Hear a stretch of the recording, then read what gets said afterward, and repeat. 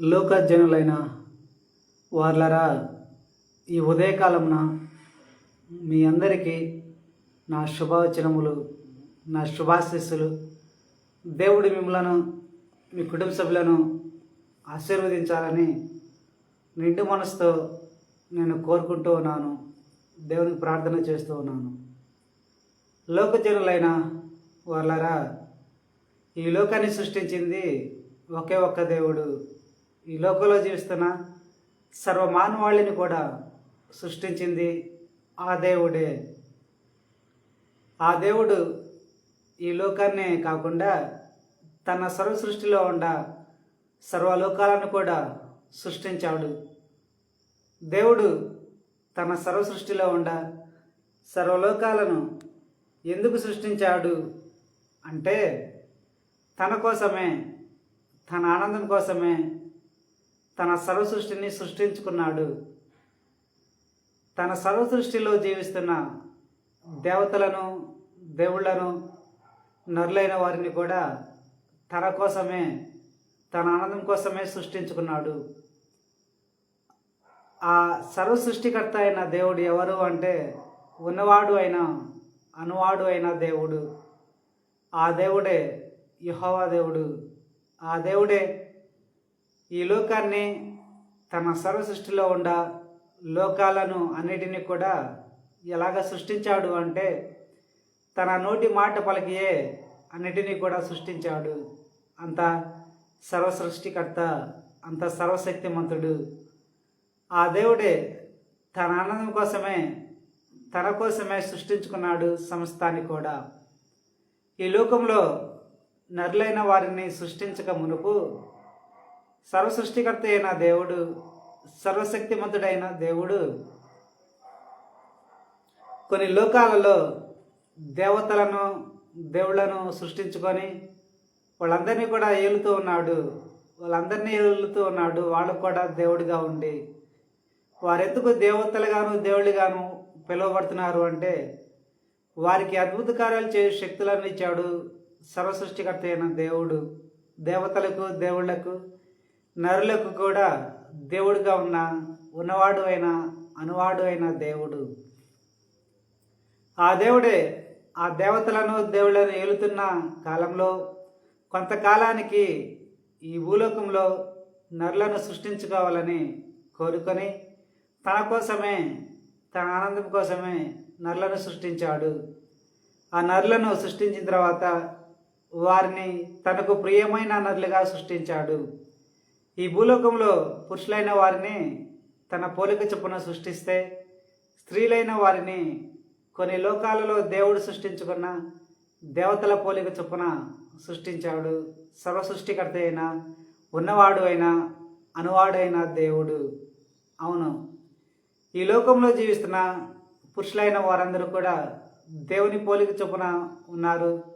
దేవతలైన వాళ్ళందరూ కూడా దేవతల పోలిక చొప్పున సృష్టించబడ్డవారు. ఈ లోకంలో జీవిస్తున్న అది భూలోకనలైన వారి అదృష్టము. మరి దేవుడు ఈ భూలోకంలో జీవిస్తున్న వారికి ఎలాంటి శరీరాన్ని ఇచ్చాడు అంటే, వారికి మేలుకరమైన శరీరాన్ని ఇచ్చాడు. వాళ్ళ శరీరాన్ని దేనికోసమైతే ఉపయోగించుకుంటారో దానికోసం ఉపయోగపడే శరీరాన్ని ఇచ్చాడు. వాళ్ళ శరీరాన్ని ఎలా ఉపయోగించుకుంటే అలాగ ఉపయోగపడే శరీరాన్ని దేవుడిచ్చాడు. దేవుడు నరులకు మెదడు ఎందుకు ఇచ్చాడంటే, వారి లోకంలో సంచరిస్తూ జ్ఞానాన్ని సంపాదించుకొని ఆ జ్ఞానాన్ని వారి మెదడులో దాచుకోవడానికే ఇచ్చాడు అని నేను మీకు చెప్తున్నాను. మీకు మేలుకరమైన శరీరాన్ని ఇచ్చాడు. మీరు ఆనందంగా జీవించడానికి ఉపయోగపడే శరీరాన్ని ఇచ్చాడు.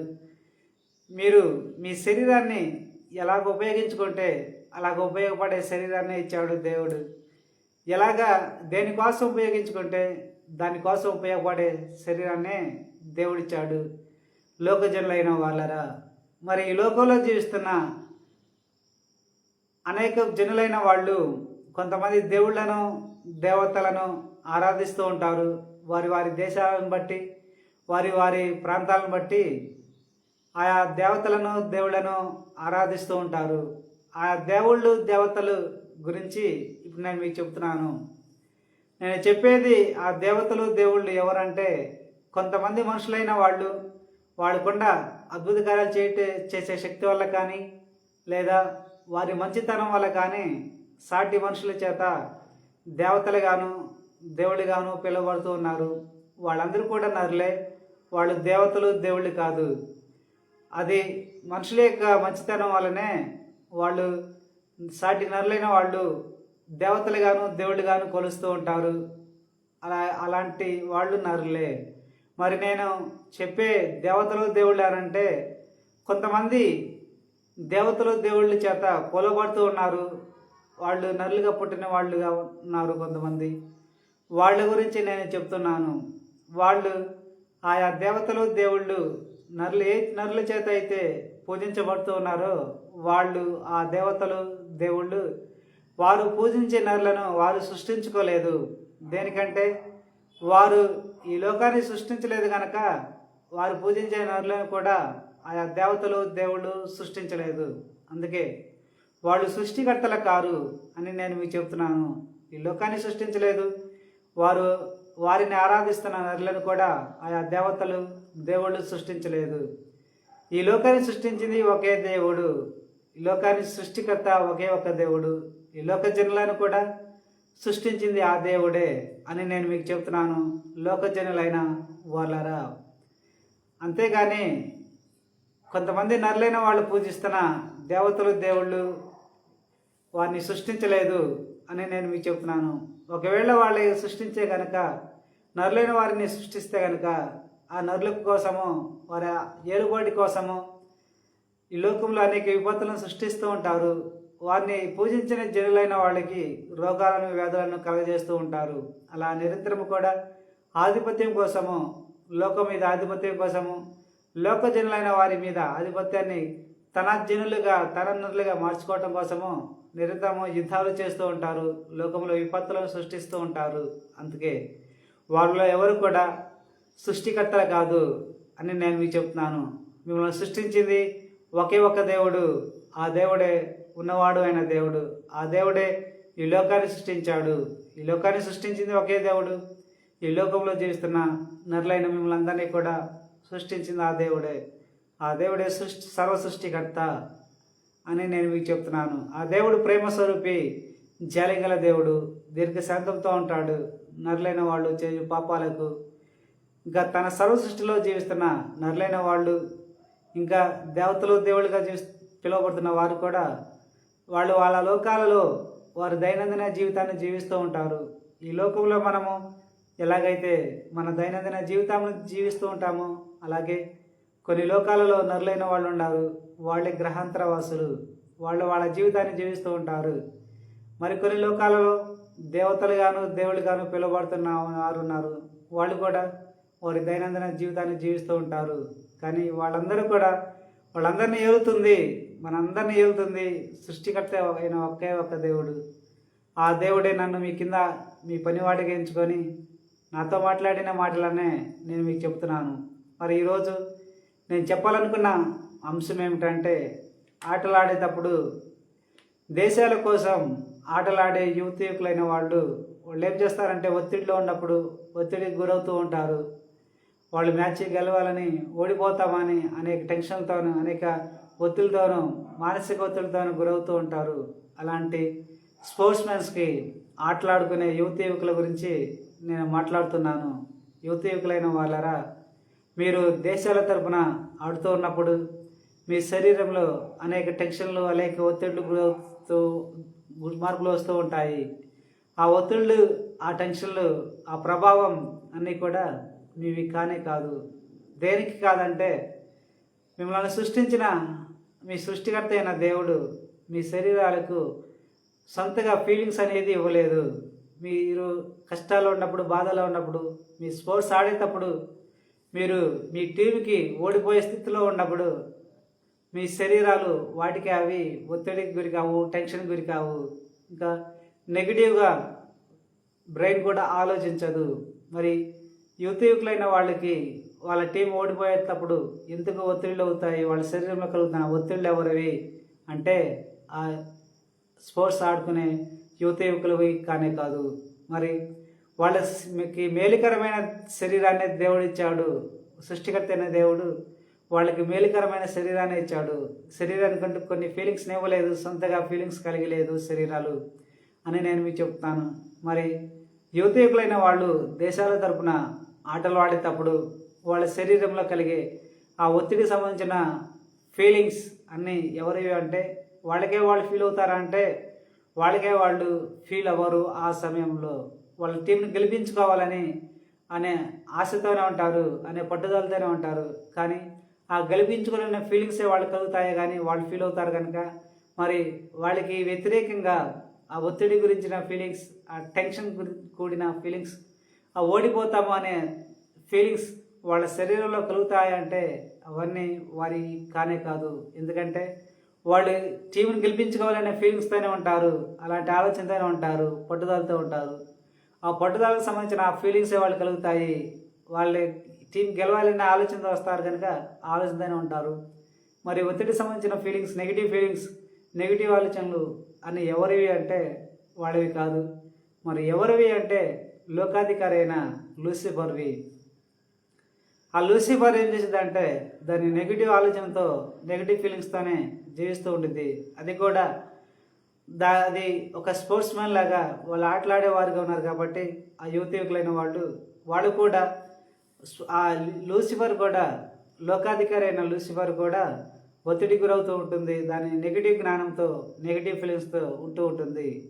ఆటలు ఆడేటప్పుడు యువకులైన వాళ్ళు దాని నెగిటివ్ ఫీలింగ్స్ని, ఒత్తిళ్ళన్నిటినీ కూడా అది ఆటలాడే యువకుల శరీరాల్లోకి పంపుతూ ఉంటుంది. దాని ఫీలింగ్స్నే ఆటలాడే వాళ్ళు గుర్తిస్తూ ఉంటారు వాళ్ళ శరీరంలో. ఇంకా వాళ్ళు ఆటలాడేటప్పుడు నెగిటివ్ ఫీలింగ్స్ని, నెగిటివ్ జ్ఞానాన్ని, నెగిటివ్ ఆలోచనలను లూసిఫర్ వారి తలకు పంపుతూ ఉంటుంది. ఆ నెగిటివ్ ఆలోచనలనే మ్యాచ్ ఓడిపోతాము, మ్యాచ్ పోతుంది అనే ఒత్తిడిలతో కూడిన ఫీలింగ్స్, ఒత్తిడితో కూడిన ఆలోచనలన్నీ కూడా లూసిఫర్ వారి తలలోకి పంపుతూ ఉంటుంది. అంతేగాని ఆ ఆటలాడుకునే వారి మెదడు తనకై తాను సొంతగా ఒక మనిషిలాగా నెగిటివ్గా ఆలోచించదు. ఎందుకంటే దేవుడు, సృష్టికర్త అయిన దేవుడు ఆ యువకులకు మెదడులకు సొంత జ్ఞానాన్ని ఇవ్వలేదు, నెగిటివ్గా ఆలోచించే జ్ఞానాన్ని అసలే ఇవ్వలేదు. మరి వారి తలలో వింటున్న ఆ నెగిటివ్ జ్ఞానం మొత్తము కూడా వారిది కాదు. వారు ఆలోచిస్తున్నారంటే వాళ్ళు ఆలోచించరు. మరి ఆ నెగిటివ్ జ్ఞానం మొత్తం కూడా వారిది కాదు. మరి వారి తలలో వింటున్న ఓడిపోతాము, మీ మ్యాచ్ ఓడిపోతాము అనే ఆలోచన వస్తున్నాయంటే అది లూసిఫర్ నుంచి వచ్చే ఆలోచనలే అని నేను మీకు చెప్తున్నాను. మరి ఆ లూసిఫర్ నెగిటివ్ ఆలోచనలను, నెగిటివ్ ఫీలింగ్స్ని ఎలాగ తెలుసుకోవాలంటే ఆటలాడుకునే వాళ్ళు, ఒక ఉదాహరణ చెప్తాను. మీ స్నేహితులైన వాళ్ళు నెగిటివ్ ఆలోచనతో, నెగిటివ్ ఫీలింగ్స్తో, నెగిటివ్ జ్ఞానంతో మీ స్నేహితులలో ఎవరైనా ఉంటే వాళ్ళు ఏం చేస్తారంటే వాళ్ళ నెగిటివ్ జ్ఞానాన్ని మొత్తాన్ని కూడా మీకు ఫోన్ చేసి మీకు చెప్తూ ఉంటారు, మీతో మాట్లాడుతూ ఉంటారు. ఇంకా వారి నెగిటివ్ ఆలోచనలను అన్నిటినీ కూడా మీ ఫోన్లోకి మెసేజ్ చేస్తూ ఉంటారు. అలా అప్పుడు ఆ ఫీలింగ్స్, ఆ ఆలోచనలన్నీ కూడా వారి ఫోన్కి రావు, వారి స్నేహితులు పంపేవే. అలాగే లూసిఫర్ కూడా ఏం చేస్తుందంటే దాని నెగిటివ్ తత్వంతోనే జీవిస్తూ ఉంటుంది, నెగిటివ్ జ్ఞానంతోనే జీవిస్తూ ఉంటుంది, నెగిటివ్ ఫీలింగ్స్తోనే జీవిస్తూ ఉంటుంది, స్పోర్ట్స్ మ్యాన్ లాగా జీవిస్తూ ఉంటుంది. ఎందుకంటే ఆ యువకులైన వాళ్ళు స్పోర్ట్స్ మ్యాన్గా ఉంటారు కనుక, వాళ్ళ జీవితాన్ని పోలిన జీవితాన్ని జీవిస్తూ ఉంటుంది కనుక అందుకే అది దాని నెగిటివ్ జ్ఞానాన్ని మొత్తాన్ని కూడా వారి తలలోకి పంపుతూ ఉంటుంది. వారు ఆటలాడేటప్పుడు నెగిటివ్ ఫీలింగ్స్ని, నెగిటివ్ ఆలోచనలను కూడా వారి తలకు పంపుతూ ఉంటుంది. దాని నెగిటివ్ ఫీలింగ్స్నే వాళ్ళ శరీరంలో పంపుతూ ఉంటుంది. అలా పంపుతూ ఉంటుంది లూసిఫర్. ఎందుకంటే అది నెగిటివ్గా జీవించదు కనుక.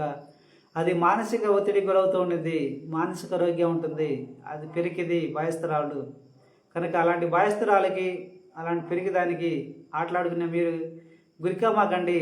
దాని ఆలోచనలన్నీ కూడా మీ సొంతగా ఆలోచిస్తున్నారంటే అవన్నీ కూడా మీవి కానే కాదు. ఇంకా మీ మెదడు ఆలోచిస్తుందా అంటే మీ మెదడు కూడా ఆ నెగిటివ్ ఆలోచనలు ఆలోచించదు. అవన్నీ లోకాధికారి అని గుర్తించండి. వాటి అనుసారంగా మీరు ఒత్తిడి గురికామకండి అని నేను చెప్తాను. దాని నెగిటివ్ ఫీలింగ్స్ని మ్యాచ్ ఓడిపోతాము, మ్యాచ్ ఆడేటప్పుడు మేము ఓడిపోతాము అని ఒత్తిడి గురే ఫీలింగ్స్ అని కూడా ఆ లూసిఫర్ పంపింది కనుక మీ శరీరాల మీదకి ఆ ఒత్తిడి నుండి మీరు తట్టుకోవాలంటే మీరు మ్యాచ్ ఆడే ముందు కొంతకాలము కొన్ని గడియలు, కొన్ని గంటలు మీరు ప్రతిరోజు కూడా మెడిటేషన్ చేస్తూ ఉంటే అది మెడిటేషన్ ద్వారానే లూసిఫర్ మీ శరీరాల మీద దాని ప్రభావం చూపించినప్పుడు ఆ ప్రభావాన్ని మీరు చంపగలుగుతారు. కేవలము మెడిటేషన్ చేయండి. యువకులైన స్పోర్ట్స్ ఆడుకునే యువకులారా, మీరు మ్యాచ్లు ఆడేటప్పుడు కొంత సమయం మెడిటేషన్ చేయిస్తూ ఆ లూసిఫర్ మీ శరీరంలో పంపే దానికి నెగిటివ్ ఫీలింగ్స్ అన్నిటిని కూడా జయించండి. ఇంకా దానికి నెగిటివ్ జ్ఞానాన్ని ఈ తల్లో పంపేటప్పుడు ఆ నెగిటివ్ జ్ఞానాన్ని మొత్తాన్ని కూడా చంపివేయండి. అప్పుడే మీరు ఒత్తిడికి గురి కాకుండా ఉంటారు, దాని ప్రభావానికి గురి కాకుండా ఉంటారు అని నేను మీకు చెప్తున్నాను. మెడిటేషన్ అనేది ఎంతో అవసరము మీకు. మెడిటేషన్ మీకు ఎంతో మేలు చేస్తుంది. మెడిటేషన్ ద్వారానే మీరు లూసిఫర్ మీ శరీరాల మీద పంపే దాని నెగిటివ్ జ్ఞానాన్ని, నెగిటివ్ ఫీలింగ్స్ అన్నిటిని కూడా చంపగలుగుతారు అని నేను మీకు చెప్తూ ఉన్నాను. కనుక ఇవన్నీ కూడా మీరు తెలుసుకోవాలని, ఇవన్నీ మీకు తెలియని సంగతులు కనుక నేను మీకు చెప్తూ ఉన్నాను. మరి లూసిఫర్ మీ అందరి శరీరాల మీద ఎందుకు అధికారం కలిగి ఉందంటే, అది లోకాధికారిగా ఎందుకు ఉందంటే అది మీరు చేసిన పాపానికి మాత్రం కానే కాదు. మరి ఎవరు చేసిన పాపానికి అంటే మీ ఆది తల్లిదండ్రులైన వాళ్ళు చేసిన పాప ఫలితానికే అది మీ అందరి శరీరాల మీద అధికారం కలిగి ఉంది లూసిఫర్. దాని అధికారంతోనే అలాగా దాని ఫీలింగ్స్ని, దాని నెగిటివ్ జ్ఞానాన్ని మీ తల్లికి పంపుతూ ఉంటుంది అని నేను మీకు చెప్తూ ఉన్నాను. కనుక దాని ప్రభావాన్ని తగ్గించుకోండి. మీరు మెడిటేషన్ చేయటం వల్ల, దానిని గుర్తించడం వల్ల అది నెగిటివ్ ఆలోచనలు అన్నింటినీ కూడా మీ తల్లికి పంపుతుంది కనుక అవన్నీ మీ మెదడు నుంచి రావు కనుక, వాటిని మీరు ఆలోచించటం లేదు కనుక దాని నెగిటివ్ ఆలోచనలు అన్నింటినీ కూడా మీరు మీ తల్ల వింటూ వాటిని ఎప్పటికప్పుడు చదువుతూ ఉండండి. దాని నెగిటివ్ ఫీలింగ్స్ని కూడా మీ శరీరంలో పంపుతుంది కనుక వాటన్నిటిని కూడా ఎప్పటికప్పుడు చంపుతూ ఉండండి అని నేను మీకు చెప్తున్నాను. మీరు నాతో మాట్లాడాలనుకుంటే మాట్లాడవచ్చు. నా నెంబర్ ఇస్తున్నాను. దేవుడు మిమ్మలను, మీ కుటుంబ సభ్యులను ఆశీర్వదించాలని నిండు మనసుతో కోరుకుంటూ ఉన్నాను. మీరు ఎక్కువగా దేశాలకు గౌరవాన్ని తెప్పించే విజయాలను తెస్తూ ముందుకు సాగాలని నిండు మనసుతో కోరుకుంటూ ఉన్నాను. మీ శ్రేయభిలాషిగా, మీ కింద మీ పనివాడిగా దేవుడు మిమ్మలను, మీ కుటుంబ సభ్యులను ఆశీర్వదించాలని నిండు మనసుతో కోరుకుంటూ ఇద్దరితో ముగిస్తున్నాను. ఆమేన్, ఆమేన్, ఆమేన్.